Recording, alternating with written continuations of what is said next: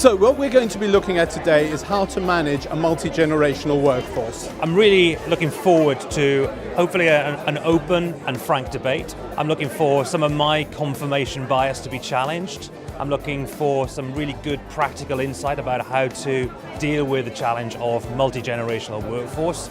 And I'm hoping for a little bit of inspiration. I think the insight is always very valuable. I think the debates, the Q&A sessions at the end are very enjoyable and a great opportunity to network and share challenges with peers. It is going to be a challenging environment, up to 5 generations in the workplace, from traditionalist baby boomers to now Generation Z knocking on the door. So I'll be really interested to see some of the experiences that organisations are having and how they're dealing with some of those challenges.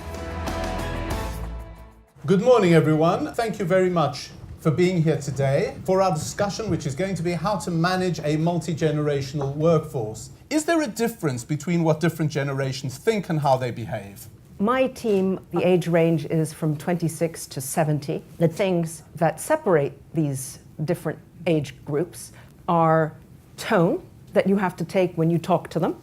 For example, the younger people need direction. The older generation, you need to show them respect. Never assume that the person you're talking to doesn't have knowledge that you don't have.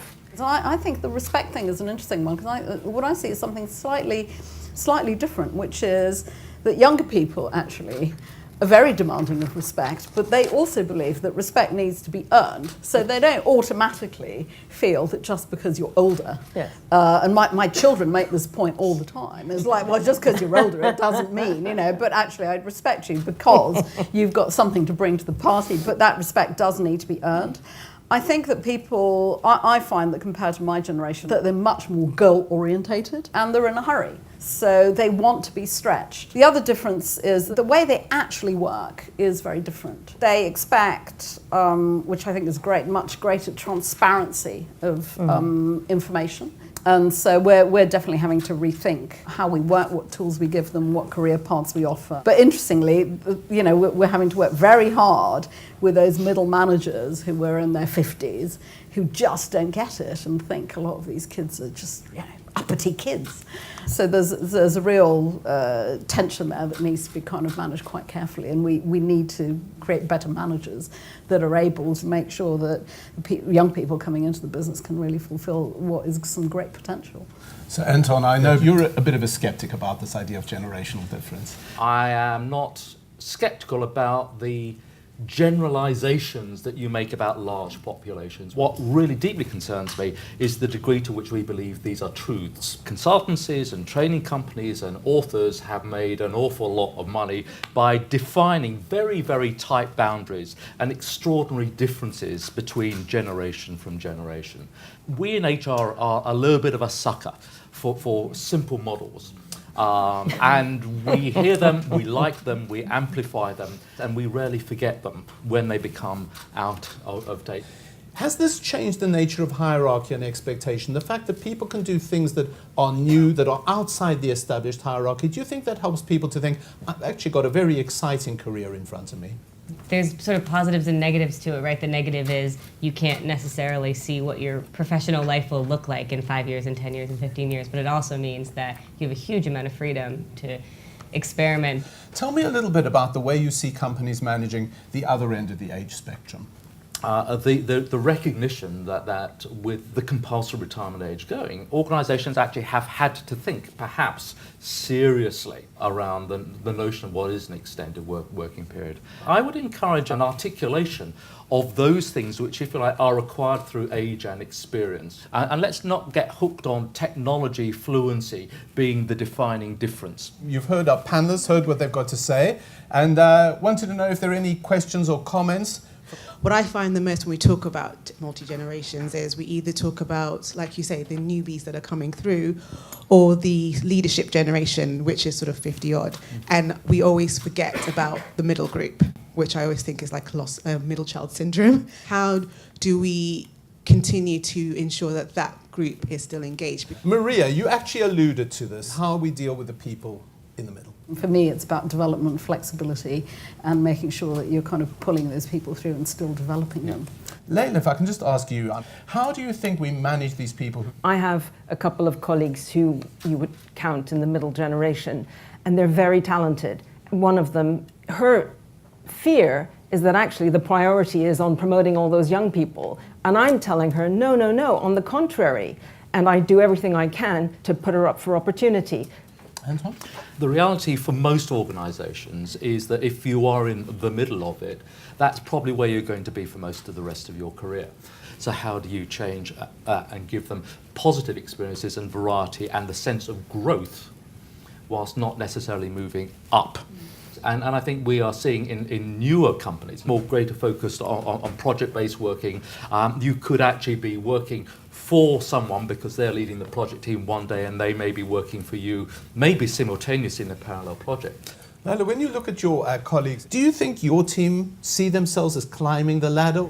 Often for other people who have jobs like mine across the industry, their moving up is making a pitch to the senior editors and saying, okay, this is what I want my job to be. There is no job that exists for it. This is how I'm going to measure whether it's effective. Just give me the chance to do it. I guess the reason that we all care about engaging a multi-generational workforce is because we're all trying to develop talent and create strong diversity in our businesses, diversity of thought. One of the challenges, I think, particularly in financial services, is actually that engagement has to start before they join you. And I was just curious if any of the panel sort of have observations or experience in that sort of challenge with businesses that actually recruitment really starts at A-level now. That is, I think, an absolutely excellent question. It's certainly one we've wrestled with at the Financial Times, where for years we've worried that our journalists particularly come from too narrow a social range. Leila, I don't know what your thoughts are on this. Tell them stories about your industry. I was very struck, for example, at the efforts of the cybersecurity industry to recruit more women. One of the things they're saying is actually you don't need to have a STEM degree to come and work in cybersecurity. Psychology, or an interest in psychology, is fine because cybersecurity is all about changing people's behavior online. Maria, what do you do? I mean, you're obviously a company with a very well-known name. What's happening is actually these stereotypes, I guess, are formed in people's minds that are around the ages of 6, 7 years old. So by this time, they've already got in their mind that being a pilot or a surgeon or, maybe a journalist, whatever it may be, is actually, from a gender perspective, a man and woman's job. And of course, it's not just gender. There's a whole class thing as well going behind it. And yes, we are absolutely out there. And, with primary school children, you need to tackle the stereotypes at an early stage to really make a difference. And then it's also important, to do it for older people as well. I'm a 52-year-old white middle-class man. Am I now irrelevant? I say you are no more relevant than anyone else just because you happen to be white middle-class 52. Leila, I mean, you've seen this. You've been one of the people who's really banged the drum for women in the FT. How do you see this question? When I look at my team, I don't see 52-year-old man. I see what are their skills that we aren't using. From the 72-year-old who used to broadcast for the BBC and can do podcasts beautifully, to the former energy reporter who knows a lot more about energy than anyone in the team, et cetera, et cetera. Well, thank you very much. I think that brings us pretty much to the end. If there's one message that has come through very strongly, is much as we talk about generations, we're actually talking about individuals. We're talking about people who are very different from each other and have each got something to contribute. Thank you all very much. I hope you have a good day.